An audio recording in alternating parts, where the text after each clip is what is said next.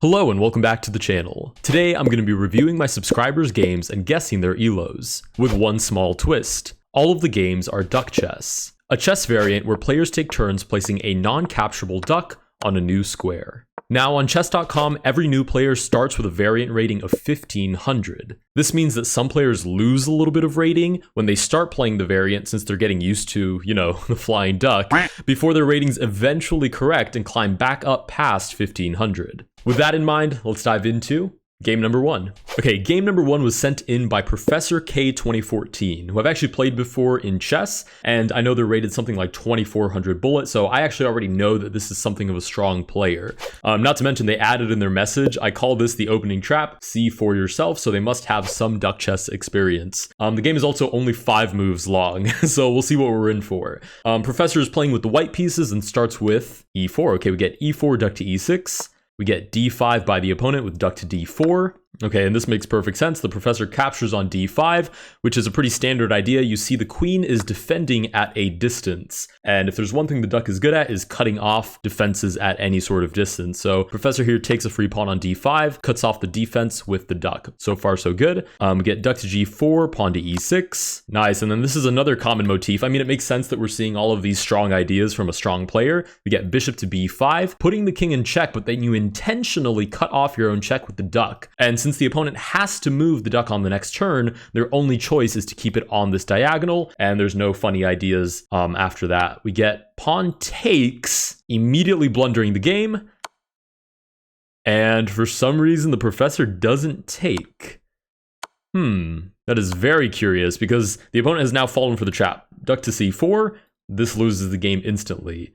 But we get queen to e2 check by the professor. Let's see how the opponent responds. Queen to e7, which is redundant if you're going to play duck to e3 anyways, cutting off the check. Once again exposes the king. And then on the second round through, the professor finally catches bishop takes e5. Okay, this is interesting because obviously we've established that this is a strong player, both because of the fact that I know them from real chess and the fact that they've set up these two different tactics, the discovered attack, and cutting off the pawn to capture on d5 for free. So for reference, I personally don't think I'm half bad at duck chess, but I'm only rated about 1600. So I guess the real question is how much higher rated do I think the professor is compared to me? I'm really thrown off by this.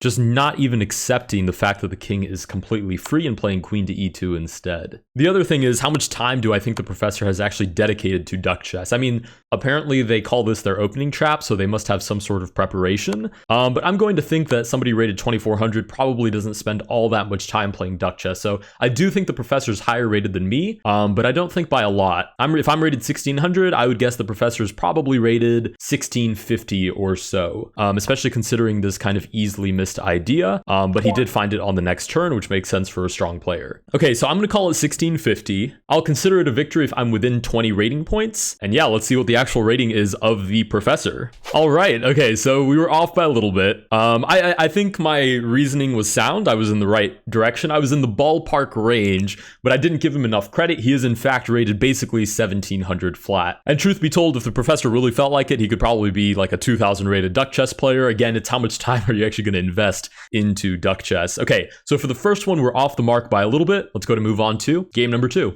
Okay, this next game was sent in by Ninfi, I hope I'm pronouncing that correctly, who is playing with this game with the black pieces, and it is worth noting that if you have sent me a game, please quickly append, basically if you played with the white pieces or the black pieces, because I did have to get a friend who doesn't play chess to tell me what my subscriber was playing at for all 5 of these games. Anyways, let's start with the game. We get e4 again, duck to e5, and our subscriber plays c6, duck to e2. We get d4, duck back to e5, and then d5. So it's interesting, they're playing basically a normal Caro-Kann with the duck just kind of making the rounds on the board. Okay, we get the advanced variation with duck to e6 stopping a normal move, which I think is already an indicator of a relatively strong player, or at least a player that understands theory, because to play e5 and then duck to e6, that means you understand that bishop to f5 is at least one of the variations that can be played here. We get c5, duck to c3, sure, stopping the opponent from playing c3 and completing this pawn chain. So it's pretty clear to me here that white and black both understand not only what the actual moves are to play the opening correctly, but understand why you're playing those moves. In this case, our subscribers playing c5 to break down the pawn chain and placing the duck on c3 so it can't be supported. We get knight to f3, duck to e6. And then queen to a5 check, setting up the same idea that we saw in the first game with the professor, where you actually put your opponent in check, place the duck in the middle, and basically the duck is stuck there. The opponent plays c3, okay, so it's stuck there unless your opponent breaks the pin, and then we get duck back to e6. Nin here plays takes and then duck to b4, probably with the idea of getting that pawn to unpin and then repinning the duck to the king. Opponent, okay, instead takes with the knight, so they're not going to have that. They're going to have that pawn defending the king from the queen, and they insist on playing the duck to e6. They're almost as bad as I am with playing the duck to e2, if you guys remember the first duck chess episode. Oh, there it is. Okay, we get duck to e2, and we get knight to c6. Bishop to d2 to, I guess, make extra sure that this pin is defended, since our subscriber is applying pressure on that d4 knight, which is only supported by the pawn, who's trying to support the king. So there's a lot of complications in this position, which are really interesting. We get knight takes the free pawn on e5 and duck to e2. So far, this attack seems justified. The opponent plays knight to b3, finally booting the queen, and duck to b6. Oh, wow, that is brutal. Okay, subscriber here plays knight to d3 check and traps the king with the duck. Is that? I think that's inescapable. Oh, and the opponent resigns. Okay, sweet. All right, so it looks like our subscriber won this game with smothered mate on d3. Wait a minute. How far back did they see that? Actually, after bishop to d2, wow, our subscriber here had a lot of vision. After bishop to d2, just placing the duck on e2 and the knight on d3 is enough for that smothered mate. So they take on e5, they place the duck on e2, which is actually super smart because your opponent has to move the duck. You can't just leave the duck on the same square. So the opponent has to move the duck off of e2, which means on the next turn, our subscriber can move the duck back onto e2 and deliver the smothered mate. And unfortunately, this opponent falls for it, plays knight to b3, threatens the queen, moves the duck off of e2, and then that crazy smothered mate for the resignation. Wow, that is a very strong tactic. Okay, I've already made the error of underselling the professor, so I'm going to say that this player is rated 1700 because this is a tactic that even just now reviewing the game, I didn't see. And in a game, I feel like that would be a very tough find, at least a very creative find by the subscribers. So I'm going to say this player is rated 1700. I can see the professor coming up with something like this. I can't see myself coming up with something like this, rated 1600. So I'm going to say that Nin is rated 1700. That's my final guess. All right, let's see what their real rating is. Okay, apparently this person's rating is 1500, so we weren't even close, like at all. And even crazier, the opponent's rating is 1800. So this was a very much an underdog game where our subscriber comes in with the black pieces rated 300 points, 350 points less than the white pieces, and finds this extremely creative smothered mate idea. Wow, that is brutal. Okay, I can't even say I was ballpark this time. That wasn't even close. Although, to be fair, I think I have to take into account that there's a reason that you guys are sending me these games. There's probably a shock factor of some kind, and yeah, fair play to them. I was definitely shocked by finding out that their rating was 1500. So you know what? Total fair play to them. I mean, found a very, very gorgeous checkmate there. And for 1500 to find that, you absolutely deserve to have tricked me as you have. So far, we are basically 0 for 2 by my standards. I do want to try to be within 20 rating points. So let's go ahead and move on to game number 3. All right, game number 3 was sent in by number 0 Rookie, who's playing with the white pieces. We start with d4. Nice. It's about time we saw a d4. We get duck to d6, stopping d5. We get e6, normal development, and then duck to e3, stopping the London system, which is an absolute tragedy. But our subscriber persists with knight to f3, duck to e5. d5, duck back to e3, insisting on stopping that idea. Duck to c6, knight c3, sort of like a Joe Bava. We get knight to f6. And then we finally get duck to e7 with g3. So our subscriber here is looking for fianchetto. This is usually a common idea with the bishops, because if you try to develop in just one way, for example, playing e3 and looking to develop the bishop, the opponent can do what our subscriber did here to the black pieces. Duck to e7, basically it's going to be impossible for that bishop to develop, which in turn means it's impossible for the king to castle. So looking for a fianchetto idea is a good way to make it so the duck can't forever stop your bishop from developing. We get knight to c6, duck back to e3, and surely, nice, we get bishop g2 with the development and duck back to e7. Okay, our subscriber here is making pretty good progress with development. Okay, for some reason we've elected to go duck to c4 instead of duck back to e7. So now the opponent should be able to develop the bishop. We have stopped knight to c4, but that knight by itself isn't going to tear down our entire queen side. So wasn't as big of a worry as the development of this bishop, and we do get bishop to b4. Okay, opponent pounces on the opportunity to develop the piece and places the duck on f1, which is super annoying because now the king is stuck in the center. We get duck back to c5 and a3. Oh, that's very creative, forcing the trade, otherwise the bishop is trapped. Interesting, so surely, right, the opponent takes, our subscriber takes back, and we get duck to c4. Okay, so interestingly enough, this is actually an issue now, because before it wasn't an outpost, meaning pawns could boot the knight, but now it is an outpost because this pawn can no longer move to b3 and kick the knight out. So that is a weak square now. Duck c4 makes sense. We get knight to e4, targeting c3, duck back to f1. It feels like black is turning this game around. I'm not totally sure that our subscriber has the advantage anymore. We get queen to d3, which does hold on to the pawn, duck to c4, which stops the knight from going to c4. But these are very much defensive moves. You're defending the pawn, you're blocking an outpost. And what? Oh, wow. Oh, black here resigned. Why would black resign here? Okay, this is very confusing because black, in my opinion, is better in this position. Obviously, black is behind on development, but as far as I can tell, black is calling the shots. I mean, we have this weakness on c3. We have the threat of jumping into an outpost. Our castling is unobstructed. So I would say that black is actually better here. I have no idea why black would resign.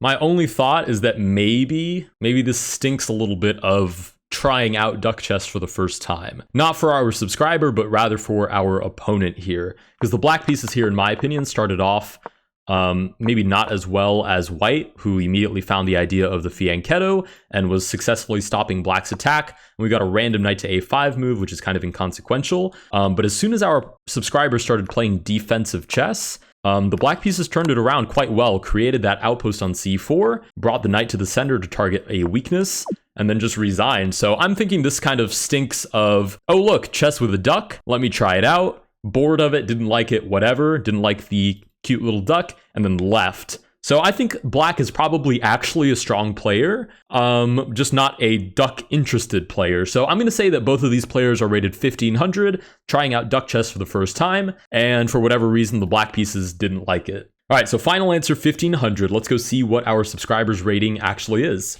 Okay, so I was right. I couldn't have been any closer. I mean, I guess I could have been exactly spot on. But our subscriber was in fact rated 1499, basically 1500. I'm going to call that a success.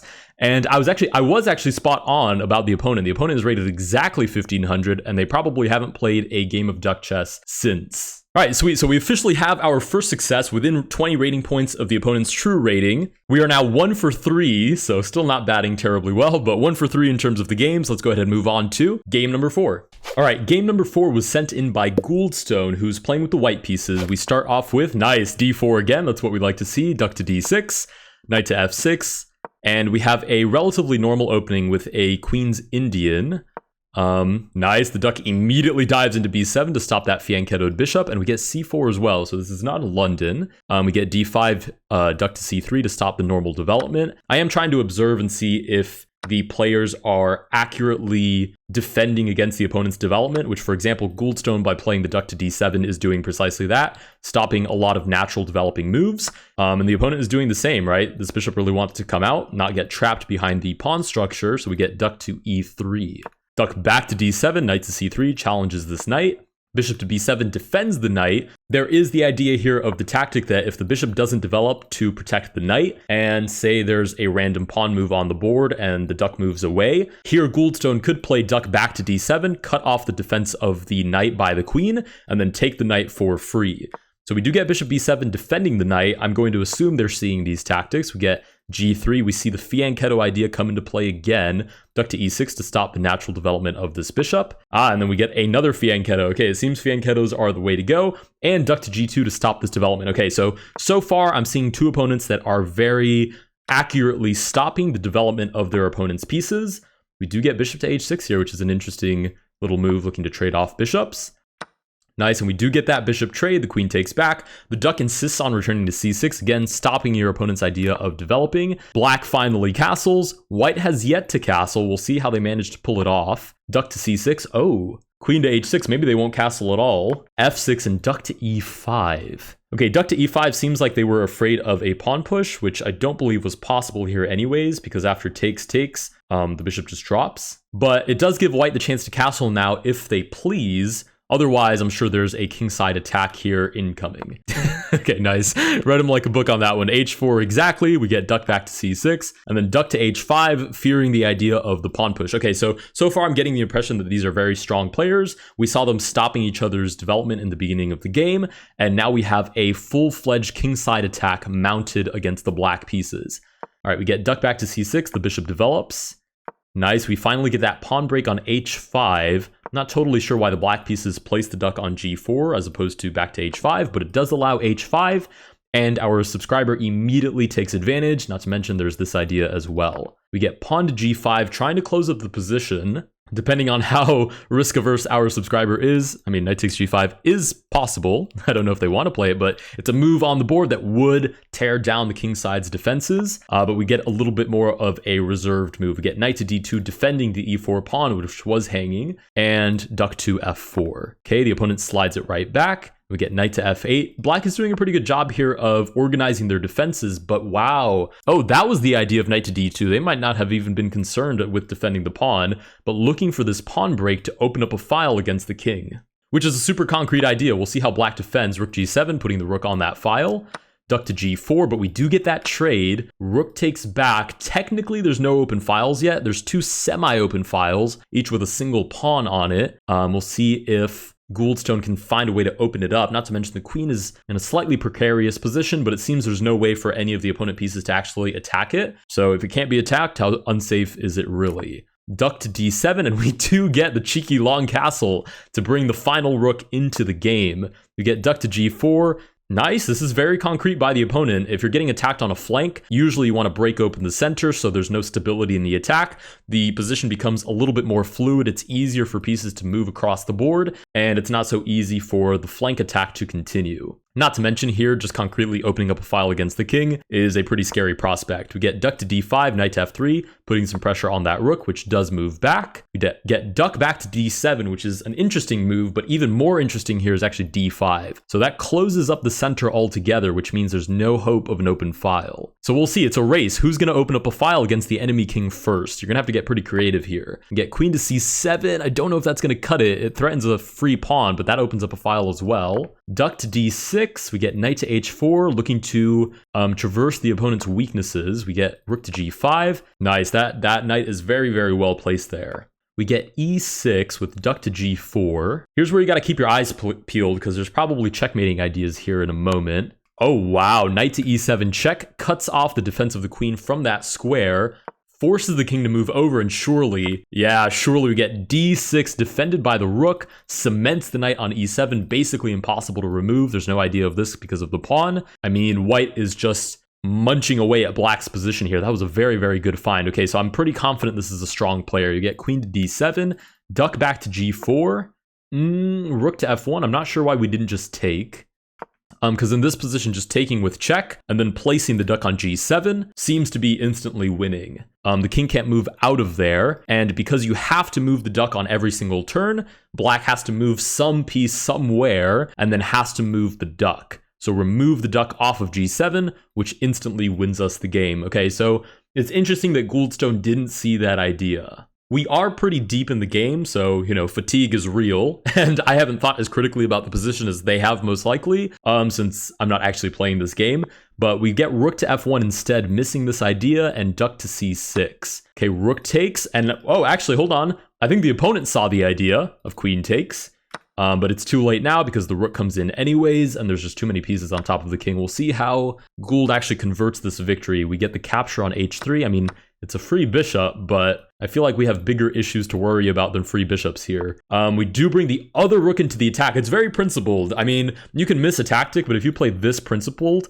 and just bring all of your pieces into the attack, it's going to be hard not to win the game. Duck back to g7. The opponent insists on taking free material.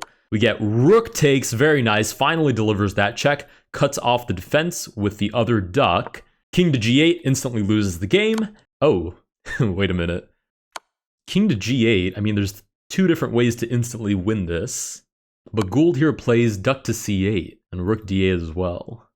I have no idea why that was played. Oh, and then the opponent... Oh, okay. So, interesting. In the actual PGN file, I can tell how a game ends. Obviously, a hashtag, because of chess notation, a hashtag means checkmate, a R means resign, and a T means forfeiting on time. And black here forfeited on time. So I'm starting to think that this... playing rook to d8 instead of actually just taking the king was probably an issue of time scramble. This whole position might actually be a time scramble position. Doesn't matter, our subscriber won the game in the end. What matters is what do we think this player is rated. Like I said, I already think this is a relatively strong player. I do kind of want to dock points for playing this instead of taking, but I made the same mistake with the professor, and this is probably explicable by time scramble since we know that's how the game actually ends. Okay, I'm gonna guess that this player is also rated 1700. I'm just spamming 1700 at this point, but I feel like this one actually might be 1700. All right, so final answer. I think Gouldstone is rated 1700 in duck chess. Let's pop up the actual game. Oh, you've got to be kidding me. Okay, so it is a strong player. Gouldstone is actually rated what I'm rated, which is 1600. Yeah, and you can see as we scroll back, 20 seconds left on the clock in the final moves of the game, 13 seconds left for the opponent, who's actually rated 1400. This is probably a player who started at 1500, plays relatively decent chess, is not accustomed to the duck mechanic, and is probably on that back end of the curve, about to make their way back up past 1500 once they get the hang of it. Oh, and it's very nice. Gouldstone said, "Thanks for the game, you played great," in chat, so we love to see that sportsmanship. But looking back at the time here for a second, we see 6 seconds left after playing rook to f8, which is a great find, right? Cuts off the rook from defending the knight, gives check, instant win basically. But it took 15-ish seconds to calculate that. The opponent drops down to 4 seconds. We now have 6 seconds left on the clock, 4 seconds left on the clock, which does explain why Gouldstone only used a single second to play rook to d8, duck to c8. I mean, we're winning in 3 different ways, so just with 5 seconds, this is more than enough. But either way, the opponent couldn't find a defense. There probably wasn't one. I mean, maybe king here and like duck g7, something sort of desperate. But ultimately, the opponent times out. Okay, so we are now 1 for 4. We're not doing too hot on this Guess the Elo, but I feel like I'll get better at this as we keep practicing. Let's move on to game number 5. All right, game number 5 was sent in by Lions Fan, who's playing with the white pieces. We start with e4. Okay, we're off the d4 streak. And then c5, playing for Sicilian with duck to e2. We get d4, looking for the center break with duck to e6. Blundering the pawn, right, because the queen defends at a distance. But the opponent sees the tactic. We get queen to f3, duck to f6. Are we looking for 4-move mate here? We get duck to d3. I think the opponent thinks we're looking for 4-move mate, cutting off the development of the bishop. And we get bishop to f4, abandoning the idea and playing duck to c7. I'm not really sure what the idea of this is. I mean, it's not like it's forking anything. I guess it traps the queen. I guess it stops queen to a5 looking for check. That's probably what that move is for. We get e5, taking control of the center, and then duck back to e3, stopping the bishop from retreating and defending this diagonal. I do think there are some pretty concrete ideas here. We get duck to e7, bishop comes out to c4. We insist on this idea, even though we sack a bishop for it. We get the capture, and then duck to d5. We get takes back. I mean, Lions Fan is definitely looking for 4-move mate here, basically. And the opponent plays knight to f6, unfortunately cutting off that idea and playing duck to d5 just to be extra sure that there's no mate. Okay, so Lions Fan abandons it and goes with knight to e2. Maybe at some point we play like e5, try to force the idea. We do get g6. Duck back to c3. I'm not really sure what the idea of that is. But the opponent does finally decide that, okay, the bishop is definitely not coming out on e7. G7 is going to be necessary. Oh, nice, and we do get e5. Sweet. Duck back to e7 to keep the king nice and trapped. And we are looking to either win a piece or mate on f7. Ooh, the opponent finds knight to h5. But unfortunately, instead of placing the duck in its place, or at least on f5 to stop queen takes f7, we get duck to e3, so this is immediately winning. Nice, queen takes f7, finds the mating idea. Oh, wait, it's not a mating idea. Oh, I've fallen for this so many times, too. Oh, my goodness. I've been a victim of this, actually. Oh, I feel so bad. Yeah, of course. Bishop defends at a distance. Knight to d5. You move your piece first, but you can actually take as long as you defend it after, because this is a king capture game. Oh, wow. Okay, Lions fan learning his lesson about 4-move mate here. We get duck to e7, knight takes d4. Oof. You can tell that I'm really rusty at duck chess, because that is like one of the most basic ideas there is, and I totally forgot about it. Okay, we get knight takes on d4. Oh, wait, what? We just blunder the king? Oh, nice, and Lions fan somehow wins that game after all. Okay.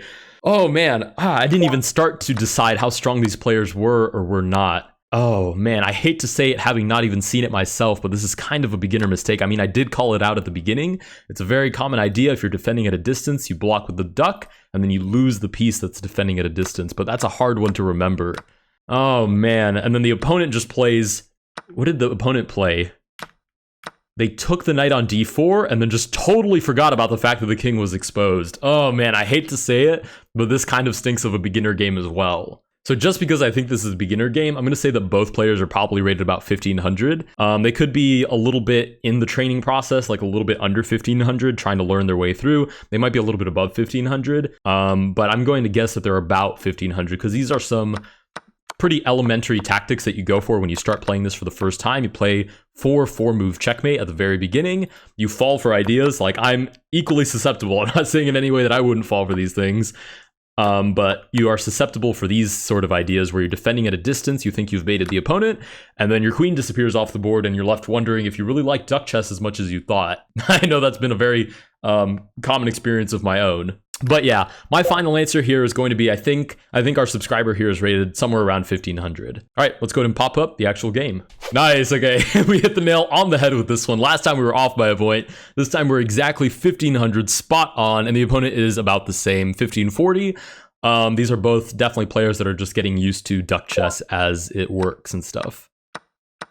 All right, so with that final game, we've concluded with 2 out of 5 that I've correctly guessed within a 20-point rating range. Basically, the big takeaway is that I'm good at identifying beginners at duck chess because I was a beginner myself not that long ago, and I might actually still be a beginner considering I haven't played this variant in a long while, but ultimately we do finish off with 2 out of 5 games accurately guessed within a 20-point rating range. Also, if you have submitted a duck chess game, there's still a chance you can be featured because I've received a lot of submissions. I mean, well over 100 games have been sent my way, and these are just the first few that I've picked out to review for this very first episode. Again, if you have sent me a game, go ahead and add a message that says white or black so I know what pieces you actually played with. And thank you so much to everybody that has sent a game. If you guys did enjoy this video, please consider liking and subscribing. Let me know down below what you thought of our first guess, the ELO, and I will see you guys in the next one.